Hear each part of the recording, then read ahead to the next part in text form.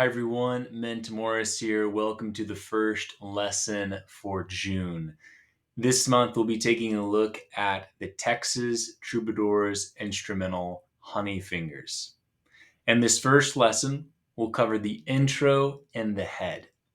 The head is divided into two parts. We have an A section and B section, and we'll be working throughout the key of G for this song.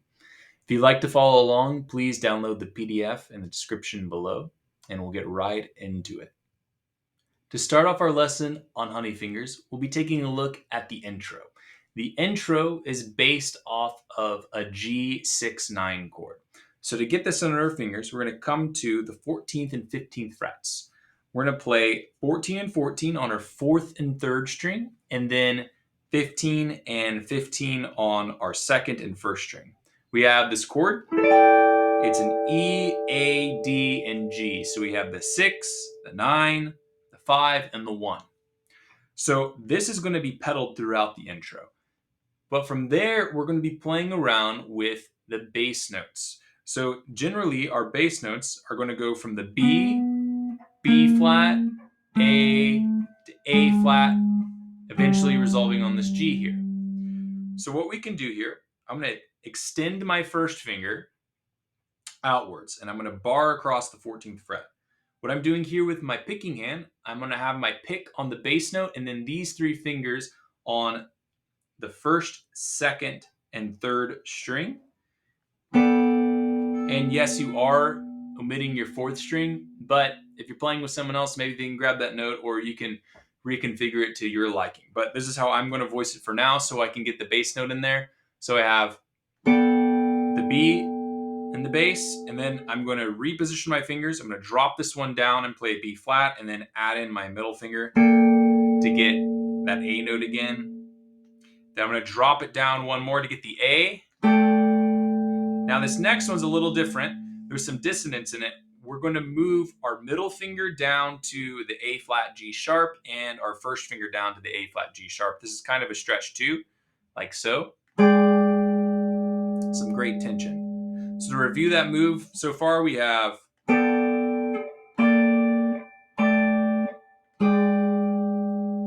we're going to resolve on this G chord here. So it's G, skip over our 4th string, and we have G and B, so 10, 12, 12. We're going to play then up to a C sharp diminished. And I'm just grabbing the first 3 strings there, so we have starting on the 3rd string, E, G, and C sharp. That's the 9th, 8th, and 9th frets. So G, resolve it up to a D triad right here, but we're just going to play the first 2 strings. We have the 10th frets, A and D. And then I'm going to come down and play the rest of the chord here, the 4th and 3rd string. That's D and F sharp. And I'm going to augment that chord, so raise the 5th and play the 4th, 3rd, and 2nd string with my pick and 2 fingers here.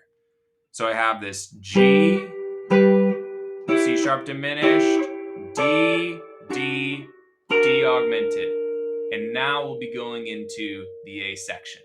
So all together, slowly, we have, for the intro, this pedal on G,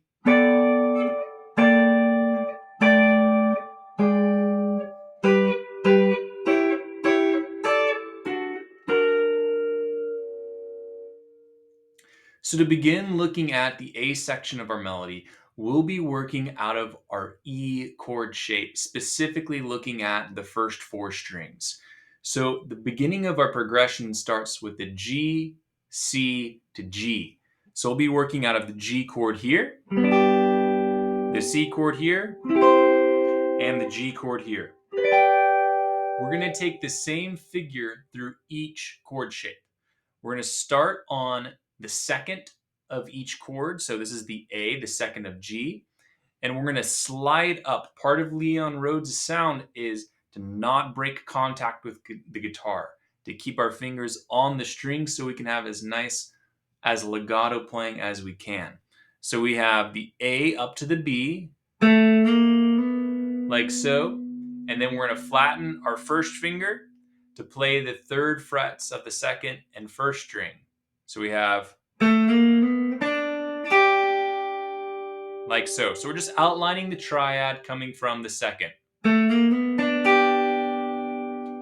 then I'm going to play the flat seventh, the F, with my pinky. So I have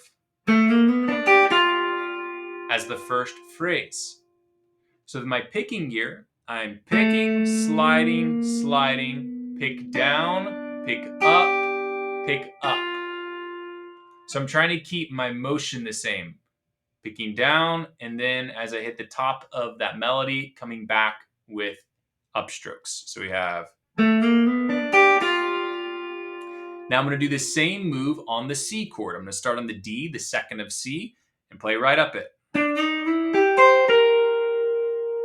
And then I'm going to do the same thing now on the high G.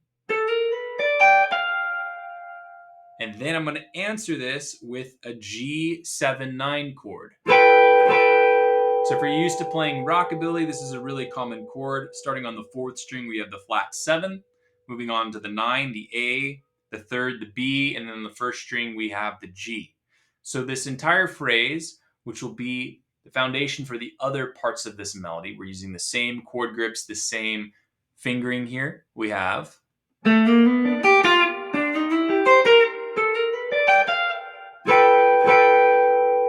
All right, now we're going to take it to the 4 chord.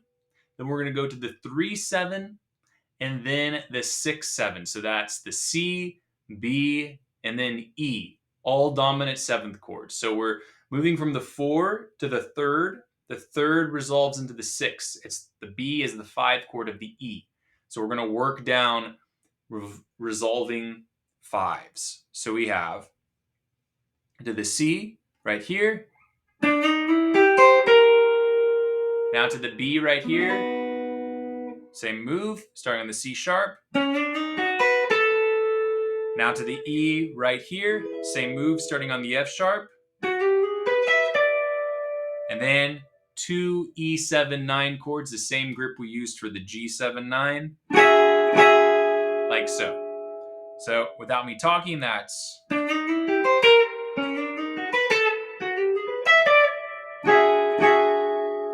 From there, we're going to move down to an A7 to D7. So we're just taking these resolving 5 chords, B7, the 5 of E is the 5 of A is the 5 of D. So we now have our A chord here, starting on the 9, the B.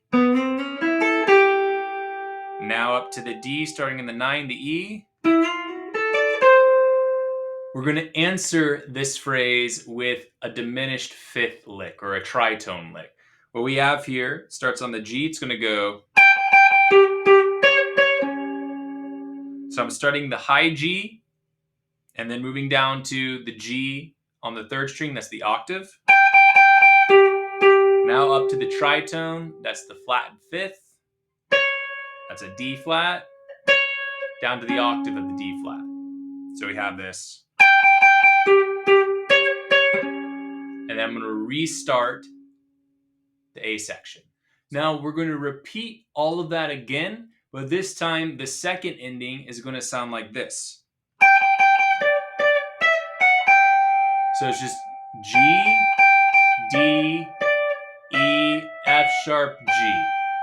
So the melody again with the second ending we have.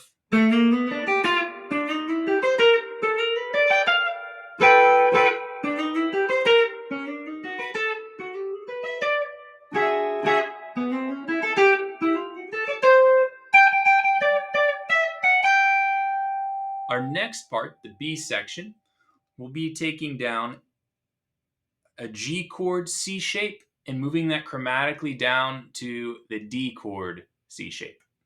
So what I consider the C shape here, right? We have the G chord. We're going to be working again on the 4th strings here, the 4th, 3rd, 2nd, and 1st. So we have this phrase that's going to go.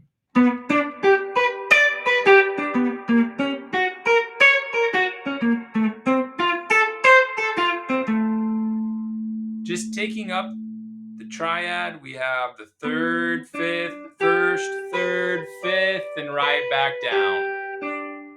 And then we go down a half step to the G flat or F sharp, and then another half step to the F. So.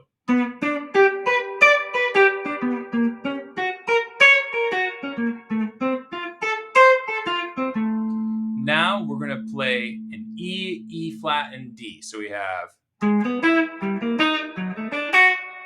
So I'm just taking up the triad from the third, fifth, first, third, fifth, first, third, fifth, first, and then the top third right there. So we have all together.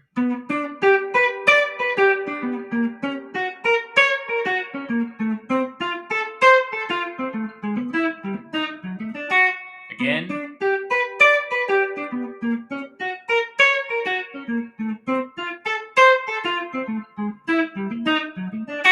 And we're back into our A section. So you can either visualize it as just the descending C chord shapes,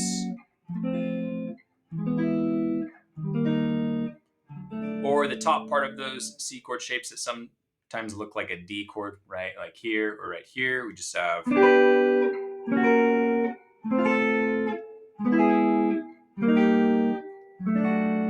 then that cues us back into our G chord, the A section. So that's going to be the entire A and B section for Honey Fingers. And in the next lesson, we'll cover the solo that Leon Rhodes plays and some ideas pertaining to that. Thank you, and I'll see you in the next lesson.